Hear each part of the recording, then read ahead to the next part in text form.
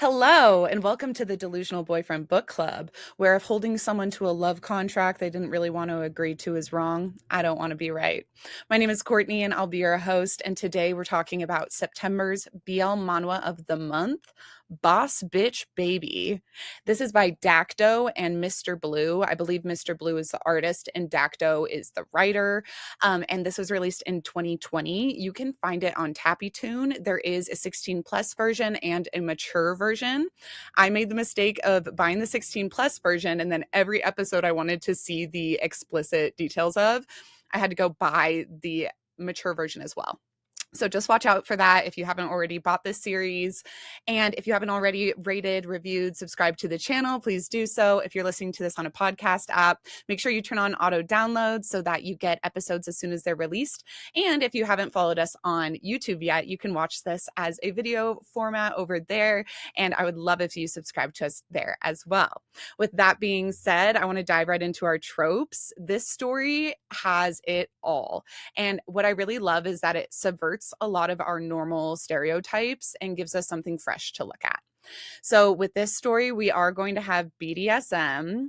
We're going to have somebody in debt, but instead of it being an in-debt bottom, it's an in-debt top, which I love. We have a dommy daddy, but the dommy daddy is the bottom. So we have a power bottom, we have a black cat golden retriever, we have love contract. So we have a lot of stuff going on here. We also have a revenge plot, we have gangsters, we have crime and intrigue. We've also got toxic, obsessive, revenge, power struggle, politics, and then our trigger warnings are going to be Stockholm syndrome and violence, physical abuse. There's a lot of physical abuse in here, and I would not say that it's falling under the umbrella of like impact play with a dom. I would say that it's like just straight up triggering physical abuse.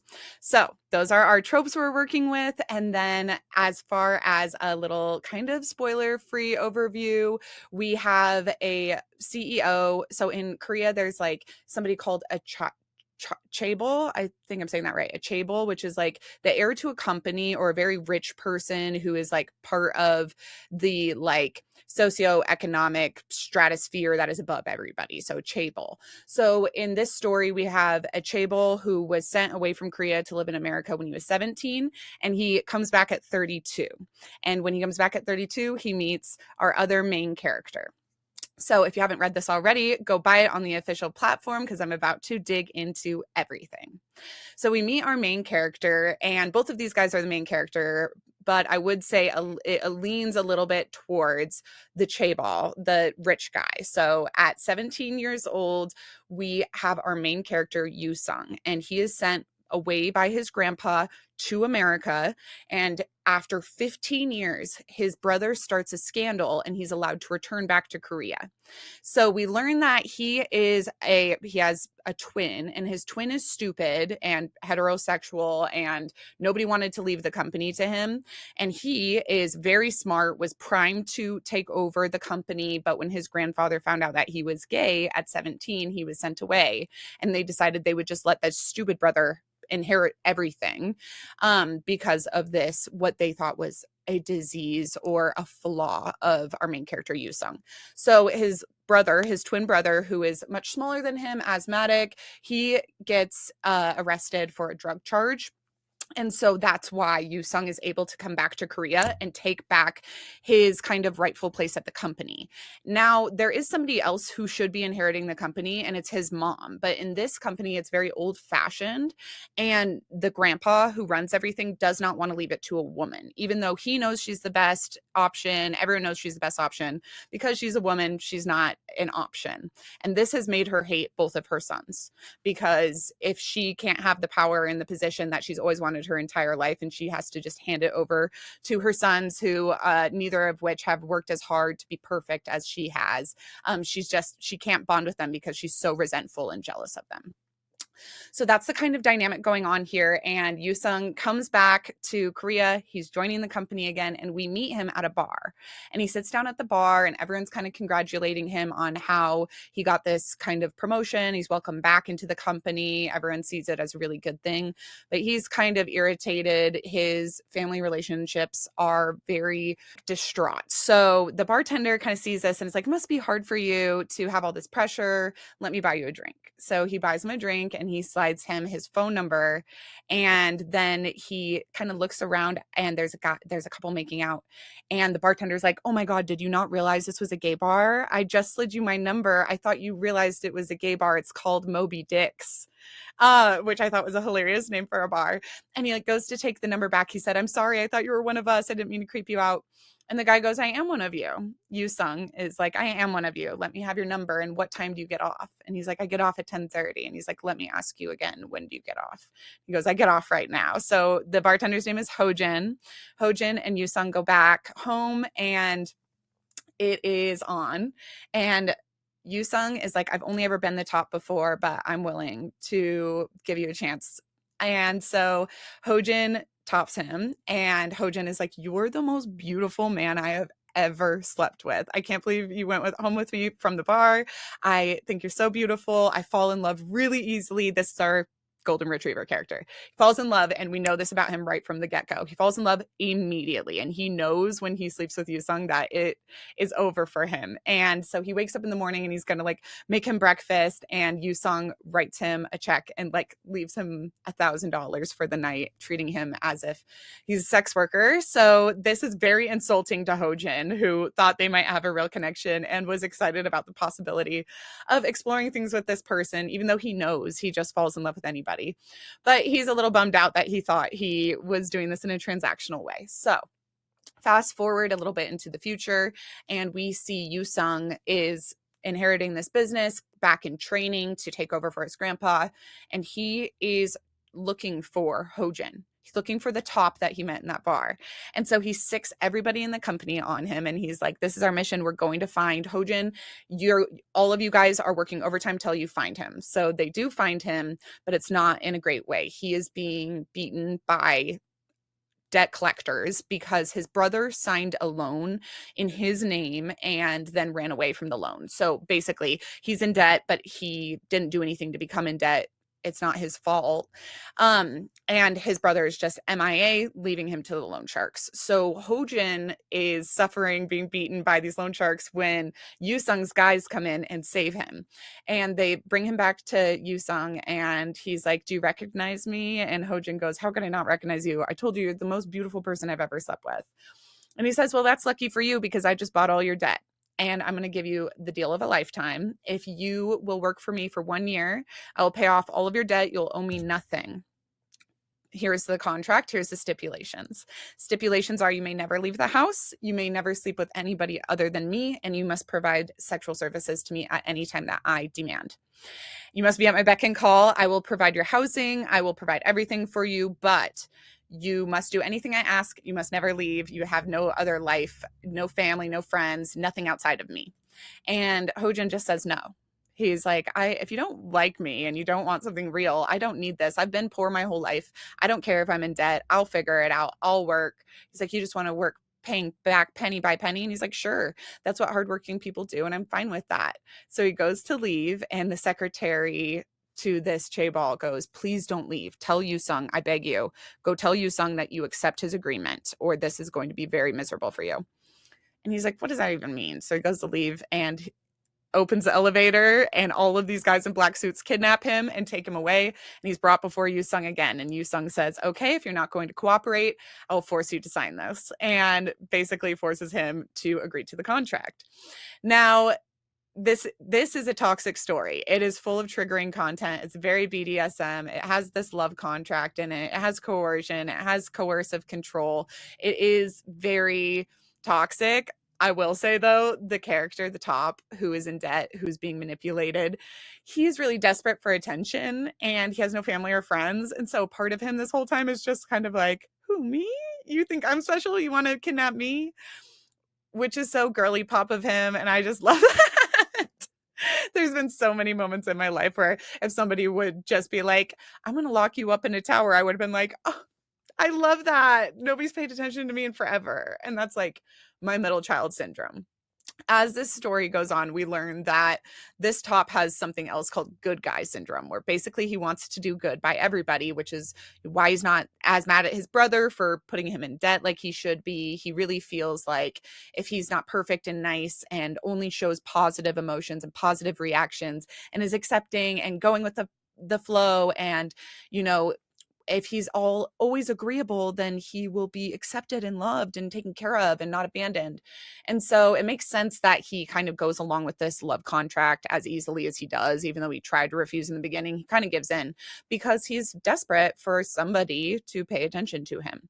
And our power bottom, Yusung, is desperate to have his needs met in a way that are completely private to the outside world, so he never takes the chance of ruining his future or putting it in jeopardy again at the company.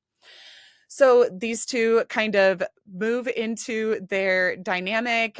We get the top being moved out of his apartment, which kind of a shitty apartment, into a nicer apartment, and there's no food there. He has to rely on the secretary, Miss Yoon, to bring him food and drinks, and it's always like kind of weird stuff. But when Yoosung does come visit him, he takes whatever ingredients he has, and he tries his very best to make a meal for Yoosung. And he starts to like kind of dance and sing to himself while he's cooking, and he's like, I'm worth $380,000. I'm almost worth $400,000. I'll make it worth it. I'll make this food so good. I'll make sure that I am like the best houseboy he could have ever bought. And he starts to really take pride in this. But every time he cooks for Yusong won't eat. And he's getting worried about him. And that's where this good guy thing comes in, where he only feels valid if he is being of service to somebody. And he really takes it upon himself to start like nourishing Yusong like in a food way, like he is a feeder. And one thing I really liked about this story is that he's a feeder, because my husband, this is how he showed he loved me. I was very poor when he met me, and he would just like feed me and feed me and feed me, and he called it Krispy Kreme booty, because he would just bring me a dozen donuts by myself of Krispy Kreme and be like, you're looking skinny today, I need to plump you up. And it was more, like more cushion for the pushing. And I think that's really sweet when you're not just like worried if somebody's eating, but you want to like make them smile. You want to prepare them something with love that will increase their health and make their quality of life better just simply by feeding them. And this is the one thing he can do locked up in this house where he has like no resources. So he really does take it upon himself to treat this guy well, even though this guy's keeping him hostage or holding him hostage. And I love that he has this whole agenda of his own, regardless of the fact that he's currently being used and manipulated. He doesn't care. He's like, I want this guy to fall in love with me. I knew from the minute I saw him, I was going to fall in love with him. He's the most beautiful guy I've ever slept with. I love him. So he is like pampering this bottom when he comes home from work. Yusong will have like a hard day at the company, and you'll come home and eat, and they have their frisky times, and it's really lovely. And the secretary is starting to get worried that if Yusung looks too happy, because he's usually very stern. He wears his hair gelled back. He wears sock garters. He's very professional, very straightforward, very stern. And she's worried if he gets too happy in a relationship, he'll start to change his attitude in a way that's noticeable to others. And maybe his grandpa will see that and assume that he's fallen in love or that he's sleeping with men, and he will reject him again. So the secretary starts to get really worried about this, and she ropes in Yusung's twin brother, Hisung. And Hisung shows up at this apartment while Hojin is just hanging out by himself one day. This guy comes into the apartment, and Hojin is like, I thought I was the only one who had the lock code to this. I thought that like nobody else was coming here. How'd you get in? And he's like, oh, you don't recognize me? Yusung is my twin. I'm here to basically offer you any amount of money you want to leave my twin alone, because the last thing I need is for you to cause him trouble. And he's like, I'm not causing him trouble. I'm doing exactly what he asked of me. I want to like work and be worth the money that he is paying for me. And maybe I look like a gigolo to you, but I'm not just going to run away. And he's like, I'll pay off all of your debt if you will just leave my brother. I'll pay it all back. And Hojin says no. He's like, I like where I'm at. I like what I'm doing. I like respectfully decline your offer. And after he leaves, we see the secretary come in, and the secretary is talking to him, and he kind of has a suspicion that the secretary is the one who let the twin brother in, and he tricks her into confessing that. And then we have Sung coming home, realizing that he smelt this cologne, and piecing together that the secretary had let his twin brother in to see his lover, and that his lover, when Sung confronts Hojin about it, Hojin lies and says, no one was here. No one was here. It's fine. And then he confronts Sung about it, and he confronts Miss Yoon about it, and he gets them all in a room, and Sung is about to discipline all of them, throttle all of them, and Hojin grabs Sung, and he tells the other two to get lost. He's like, I'll take the brunt of this beating. And Sung lashes out on him, completely teaches him his lesson or whatever. And this is the trigger warning: physical abuse. He's so abusive. He's like punching him, kicking him in the ribs. Like, he fully abuses him to try to get his point across, which is really awful. And he's like bruised on the face, bruised on the body. And as he's being beaten, he's just like, forgive me, I will never do it again. I was in the wrong. And that can be really triggering if you're the child of someone who was domestically abused, or if you've experienced that yourself. I would say that part was tough to watch the victim blame themselves. So that was rough. But once we get through that incident, this trauma bonds them even closer together, and the Stockholm syndrome grows even further. And we see that the top, Hojin, as he's locked in this apartment all day, he waits by the door for Sung to come home. And Sung notices this because there's a spot by the door that's always warm. And he thinks to himself, I paid such a low price for such an obedient dog. And he really, in his mind, still doesn't have feelings towards Hojin. He thinks he's training him to be this perfect kind of sex slave. And he has some hesitation around, okay, well, this will all be over in a year, so I don't know what will happen when he leaves me. But he hasn't fully admitted yet that he's falling in love with him, and that's why he doesn't want him to leave. He thinks that this is still all practical and pragmatic. At this point, we see Hojin's dad, who we knew he had a brother. We knew his mom was dead. At this point, we see that someone has released a missing persons flyer on his behalf. And Sung finds out that it was Hojin's dad, his long lost dad. And he starts to become afraid that he's going to lose Hojin. So he allows Hojin to basically be invited into his domain. So when he had Hojin originally living in his own apartment, that quickly, I don't know if I said this earlier, but quickly he decides he doesn't want him at an apartment. He wants him in his own house. So all of this is taking place in Sung's own house. So this is his apartment, and he has a second floor. And the second floor has been off limits the entire story to Hojin. And after he finds out that his dad has released a missing persons flyer for him, and heard a bit more about Hojin's backstory, how he used to be a swimmer, he tries to bribe him a little bit and buy his affection by allowing him to come upstairs. So he's never been allowed on the second floor. And at this point, he says, you know, now that you've said you're going to be honest, you're not going to leave me after my brother offered to pay you. I'll let you come upstairs. You can use my pool up there, and you can come to the second floor. And he's doing this because he doesn't want him to find out that his dad is looking for him and want to leave. So he's trying to make the living situation more appealing to him. And in this way, we see that there are some nerves on Sung's side, that this arrangement will end one day. And he's not comfortable with that because he has become really satisfied with being loved by this person and having this person to come home to every day. I like the stairs analogy. I just learned the other day from somebody who talks about film that whenever you see stairs in a movie or in a story, it signifies the person at the top of the stairs being in power and the person at the bottom of the stairs being lesser than. And this whole story so far, we've had Sung living upstairs. That's his bedroom. He lives on the second floor. And then we have Hojin on the bottom floor. And so we see Sung inviting him up to the second floor is bringing them onto more even playing field. So as this happens, he also starts to kind of investigate Hojin and see, is there any possibility that he would go back to his dad? And he does kind of flat out ask him at one point, why didn't you ask, if you have a dad, why didn't you ask him to bail you out of debt? And that's when we get Hojin's whole backstory, which is that his brother was the one who put him in debt, and his dad went MIA when they were little and didn't give a shit about them. And he didn't help them until their mom died. And then he came back into the picture and he refused his help then. He will never accept his dad's help. And in fact, he's much happier with the arrangement he has with Yusung than he would ever be going back to his dad. So that kind of dissuades his fears a little bit around his father. And also, I think, shows him that Hojin, whether he falls in love with people too fast or whatever, he is sincerely happy where he is at, and he doesn't want to leave. He has no desire to leave. And maybe this means that he's trained his dog well enough that he can leave the gate open and the dog won't run away. But either way, both of them are becoming much more comfortable and much more satisfied with where they're at. At this time, we still see some meddling going on in the family.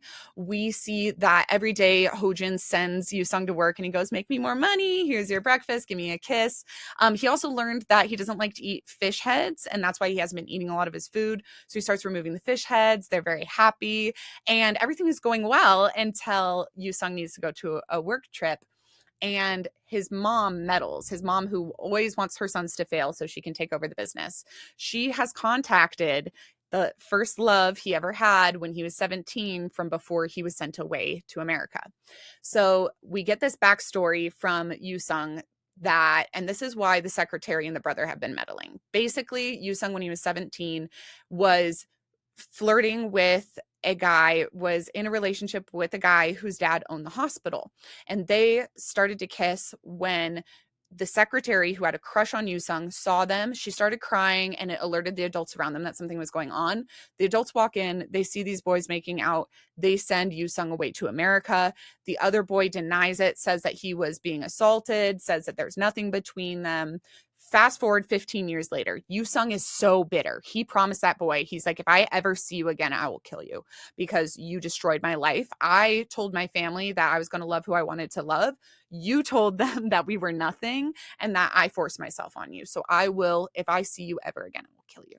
And he, fast forward 15 years later, is going to this golf trip, and his mom has meddled and seen his ex and said, hey, Yusung told me he really wants to see you. Go interrupt him at this business meeting on a golf course. So his ex shows up on this golf course in front of all of the people that he has been impressing and winning favor back with. And he confronts him about their past. And he's like, I'm sorry that things shook out this way. What do you say? Would you forgive me? And Yusung's not really hearing him out. He doesn't really want to be bothered by him. And he's trying to ignore him. And he's going to ignore him until a waiter comes up and starts, like, bumps into them. And Hojin had told Yusung a story that one time he got beaten working at a hotel because he used the wrong elevator. And the guest was much richer than him and beat him. And he was told at that point by a colleague that basically there's certain people in this world, there's bosses, bitches, and babies. Boss, bitch, baby. And those are the types of people in customer service you have to honey trap or treat really nice so that they will basically stop treating you horribly. So Yusung has learned that this is how poor people are treated by rich people. He's confronted by his ex. His ex starts treating this hospitality worker the same way his new lover was treated by someone. And he finally starts to connect all these dots that, like, he's been treating Hojin like shit, like he's less than him because he's richer and he can hold money over his head. His ex is pissing him off because he's treating somebody like less than him right in front of him.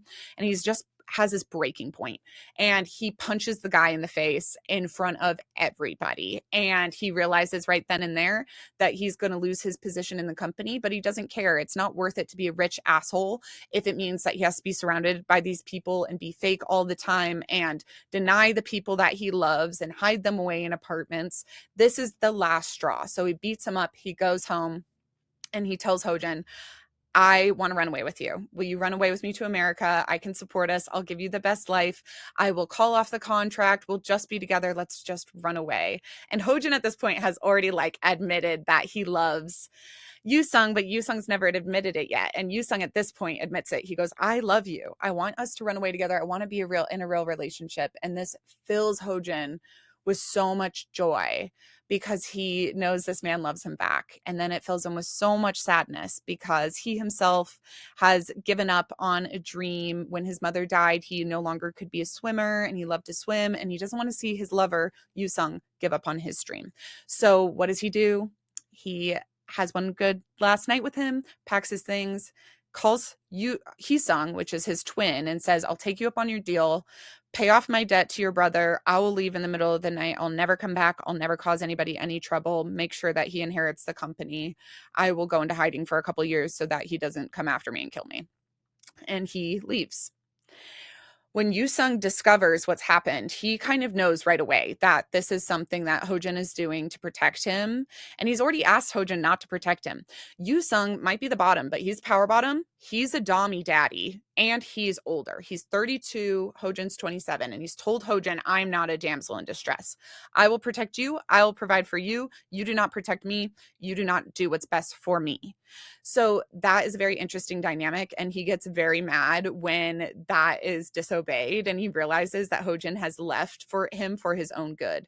So he sets out to find him, and he also realizes at the same time that if Hojin is left his apartment, his grandpa, who is looking for him because he's just caused a public scene, is going to realize that there is this lover, and the grandpa has already found this missing persons flyer and kind of knows that Yu-sung might be hiding a lover in his house. So Hojin is missing. Yu-sung is looking for him. Yu-sung suddenly realizes that his grandpa could be looking for him too and maybe out to hurt him. So the race is on. Everyone's trying to find Hojin. Hojin has gone back to his hometown to visit his mother's grave. And we know that because he let a lady know at a little store. And so we're very concerned that the grandpa is on his way to kill Hojin. But when Yu-sung gets to that little store and asks the little lady, where's his mother's grave? She tells him, oh, you're his boyfriend. I can tell you. His mother's grave's a secret. He put an empty urn at the burial grounds so that his dad could find it. But her real remains are over here cremated. Yu-sung finds Hojin at his mother's grave, and basically he's walking about town.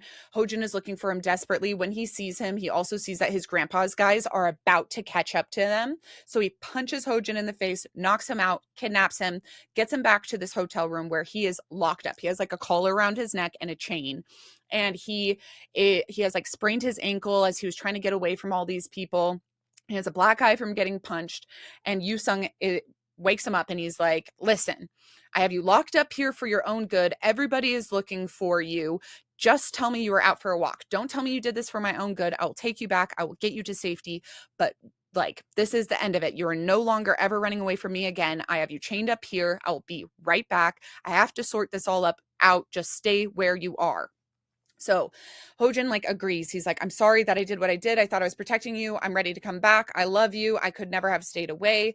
And he's staying locked up in this hotel room, waiting for Yu-sung to come back from tying up these loose ends, running around trying to catch him.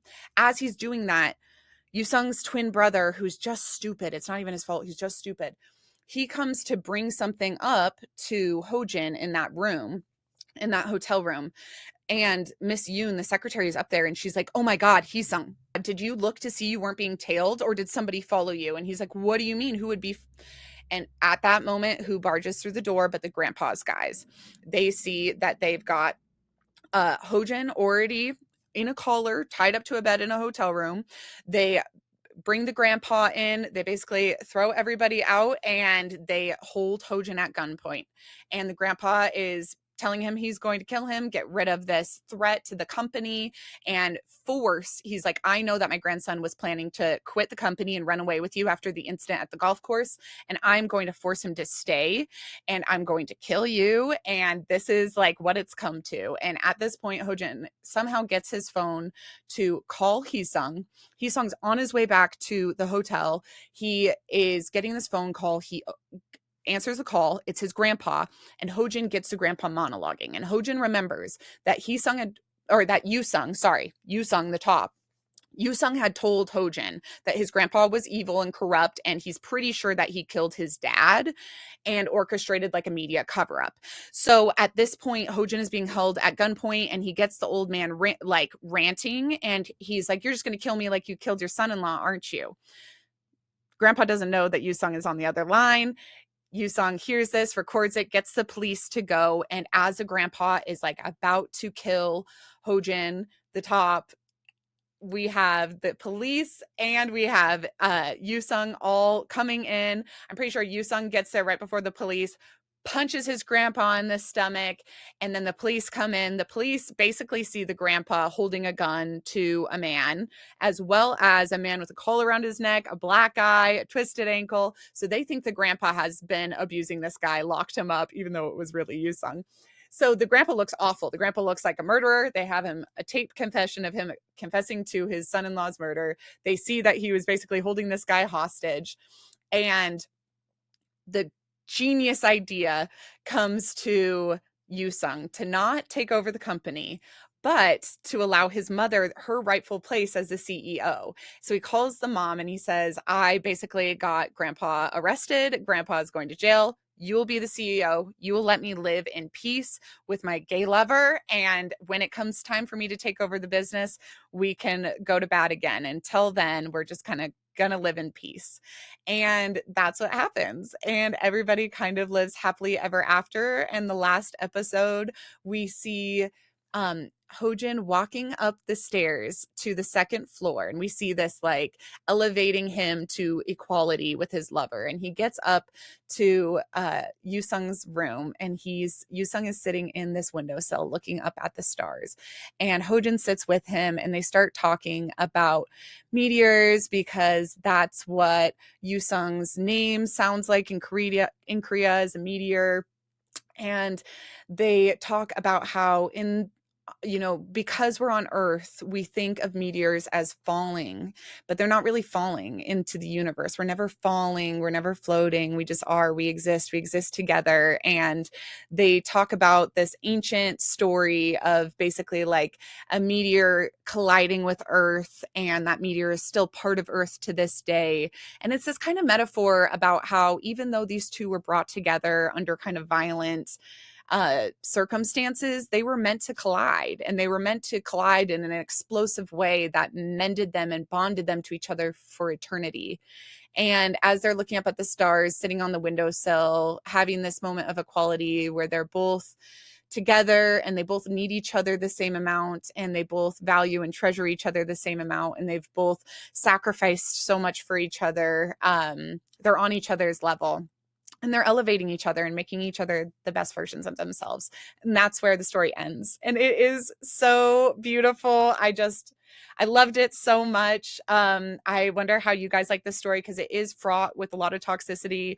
But I thought that the way that the plot went was really well done. We have a character returning to his business and, facing those hurdles, falling in love, correcting the wrongs that have been done to him, and getting revenge at the same time, not losing himself to the revenge, but building a better life for himself. So I thought the plot was really amazing. I thought that the art was gorgeous. I really love these characters. And then there are several side stories. So because the side stories are all kind of a little bit unrelated.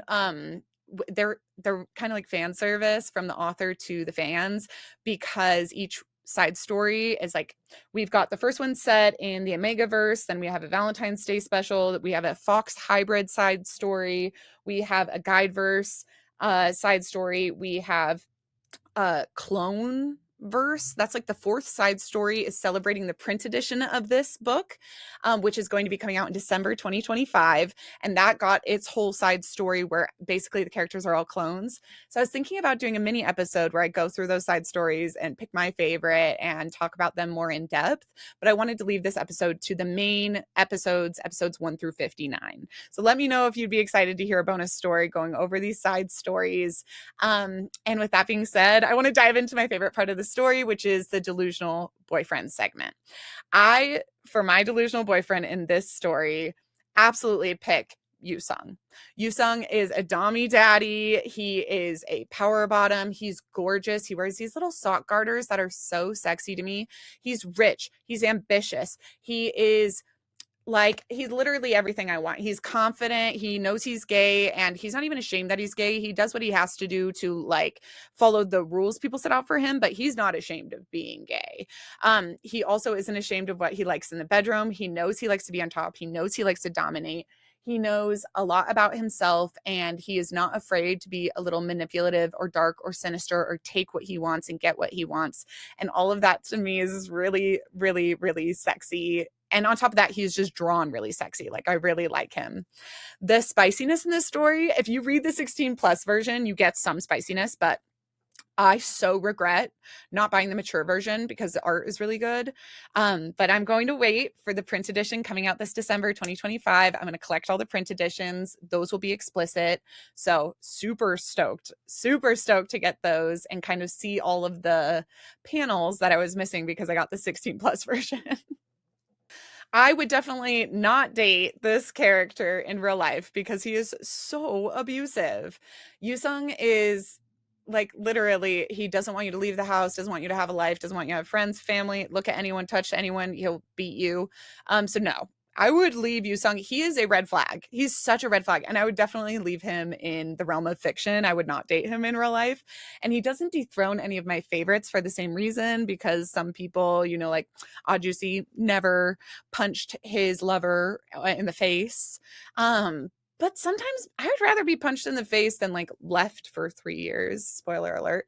So I don't know. There is a lot of toxicity. I almost want to dethrone everybody and let Yusung be my number one delusional boyfriend just because he's like so sexy to me when he gets angry. Everything about him, the way he handles business, the way he's like, I'm not a damsel in distress. You do not do what's best for me. I do what's best for us. Everything about how he takes control is so hot to me, so attractive. So I really love him. But yeah, he probably doesn't dethrone my top tier fellas.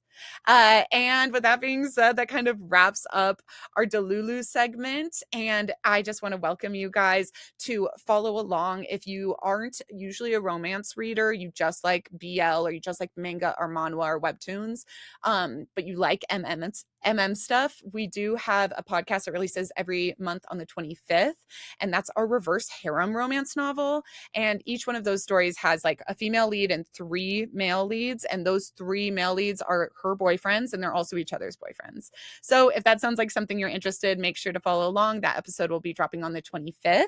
And then we will also have a special manhwa episode this month with Jessica, who you guys may know as the Cozy Wolf, on Instagram and TikTok and YouTube. She has an amazing book talk account, manga talk account.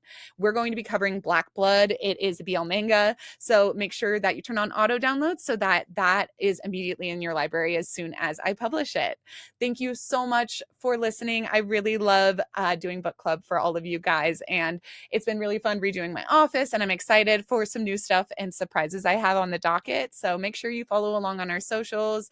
We're Delusional Boyfriend Book Club or Delusional BF Book Club everywhere. Thanks again for listening. I hope you guys loved Boss Bitch Baby. I hope you're following along for the rest of the year for book club. And please comment if there's a story that I haven't covered yet that you really want to cover next year. I am absolutely taking suggestions. I hope you guys enjoyed this episode. And until next time, remember, sometimes the delusion is the solution. Bye.